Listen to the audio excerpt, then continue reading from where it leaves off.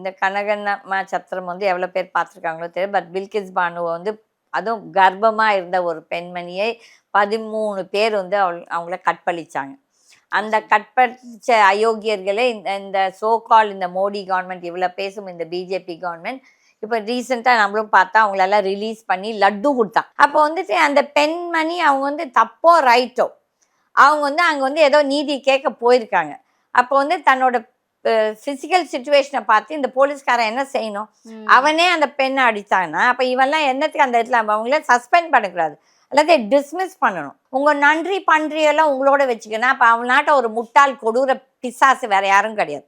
இவெல்லாம் போலீஸ்ல இருக்கிறதுக்க லாய்க்கல. இந்த மாதிரி ஆளுங்களை முதல் வெளியே எடுத்து போடும். படிச்சவன்கிட்டயும் இருக்காது. நிறைய ஐஏஎஸ் ஆஃபீஸர்ஸ்க்கு அந்த திமிர் இருக்குது. என்னைக்கு ஒருத்தன் பணம் கொடுத்துட்டு அந்த போஸ்ட்க்கு வரனா அவனே ஒரு கிரிமினல்.